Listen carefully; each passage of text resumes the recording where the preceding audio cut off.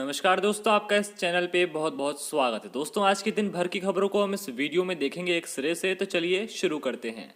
आइए सबसे पहली खबर की बात करते हैं। कोरोना वायरस का संकट देश और दुनिया में बरकरार है। भारत में इस वक्त कोरोना की कई वैक्सीन का ट्रायल चल रहा है। इस सबके बीच प्रधानमंत्री नरेंद्र मोदी ने बड़ा बयान दिया है। प्रधानमंत्री नरेंद्र मोदी का कहना है कि जब भारत में कोविड वैक्सीन उपलब्ध होगी तो हर नागरिक को वैक्सीन दी जाएगी, कोई भी छूट नहीं पाएगा। एक अंग्रेजी अखबार को दिए इंटरव्यू में प्रधानमंत्री ने कोरोना वैक्सीन को लेकर चर्चा की। प्रधानमंत्री नरेंद्र मोदी ने वैक्सीन के सवाल पर कहा, मैं देश को आश्वासित करना चाहता हूं कि जैसे ही देश में वैक्सीन उपलब्ध होगी हर किसी को वैक्सीन दी जाएगी, किसी को छोड़ा नहीं जाएगा। कोरोना संकट को लेकर प्रधानमंत्री नरेंद्र मोदी ने कहा कि भारत में सरकार के वक्त पर लिए फैसलों और लोगों की मदद से काफ़ी जान बच पाई हैं। लॉकडाउन लगाने और फिर अनलॉक की प्रक्रिया में जाने की टाइमिंग पूरी तरह से सही थी। इंटरव्यू में प्रधानमंत्री मोदी ने कहा कि कोरोना वायरस का संकट अभी भी बरकरार है। ऐसे में लोगों को सावधानी बरतनी चाहिए। त्योहार के दिनों में लोगों को अधिक सतर्क रहना चाहिए। ये मौका किसी भी तरह की ढील देने का नहीं है। आपको बता दें कि भारत सरकार की ओर से अभी से ही वैक्सीन डिस्ट्रीब्यूशन की तैयारियां की जा रही हैं ताकि वक्त आने पर पूरे देश में वैक्सीन उपलब्ध कराई जा सके। एक अनुमान के मुताबिक सरकार ने शुरुआती तौर पर सभी देशवासियों को वैक्सीन उपलब्ध कराने के लिए 50,000 करोड़ रुपए तक का बजट रखा है।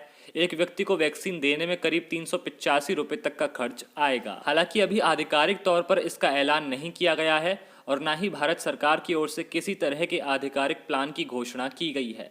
लेकिन देश में वैज्ञानिक लगातार वैक्सीन बनाने को लेकर काम कर रहे हैं और वैक्सीन का ट्रायल अब आगे की स्टेज पर पहुंच गया है। दरअसल हाल ही में बिहार विधानसभा चुनाव में भारतीय जनता पार्टी ने अपने घोषणा पत्र में ऐलान किया था कि सत्ता में आने पर सभी बिहार वासियों को मुफ्त में कोविड वैक्सीन उपलब्ध कराएगी, जिसके बाद कई तरह के सवाल उठने लगे थे। राजनीतिक दलों ने सरकार की कोविड वैक्सीन प्लान पर निशाना साधा था और इसे चुनावी फायदे से जोड़ा था। हालांकि बीजेपी ने सफाई दी थी कि भारत सरकार की ओर से जिस तरह राज्य सरकार को वैक्सीन दी जाएगी, उसके बाद बीजेपी की सरकार राज्य सरकार के स्तर पर लोगों के लिए मुफ्त उपलब्ध कराएगी। बढ़ते हैं अगली खबर की तरफ। केंद्रीय सड़क परिवहन एवं राजमार्ग मंत्री नितिन गडकरी बुधवार को हुए एक वर्चुअल कार्यक्रम में भारतीय राष्ट्रीय राजमार्ग प्राधिकरण यानी कि national highway authority of India में काम की सुस्त रफ्तार को लेकर भड़क गए।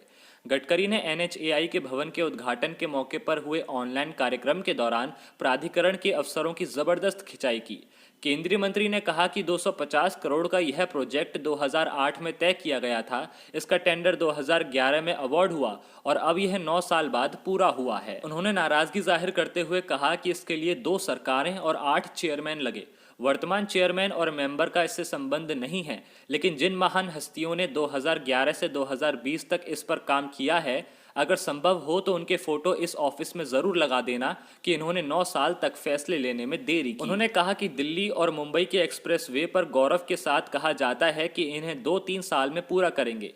ये प्रोजेक्ट 80,000 से 1 लाख करोड़ रुपए का है, जबकि NHAI की बिल्डिंग के 250 करोड़ का प्रोजेक्ट पूरा करने में इतने साल लगा दिए। गडकरी ने कहा कि NHAI के अकर्मण्य, निकम्मे और भ्रष्ट लोग इतने पावरफुल हैं कि मिनिस्ट्री के कहने के बाद भी वे अपने निर्णय गलत लेते हैं। ऐसे अक्षम अधिकारियों को बाहर का रास्ता दिखाने का समय है। गडकरी ने कहा, इस तरह की विरासत को आगे बढ़ाने वाले अधिकारियों के रवैये पर मुझे शर्म आती है। ये अधिकारी फैसले लेने में देरी करते हैं और जटिलताएं पैदा करते हैं। ये मुख्य महाप्रबंधक स्तर के अधिकारी हैं जो बरसों से यहाँ जमा हैं। उन्होंने तंज कसते हुए कहा कि इस तरह की देरी पर एक शोध पत्र तैयार होना चाहिए। इसमें देरी के लिए जिम्मेदार CGM और GM की तस्वीरें होनी चाहिए।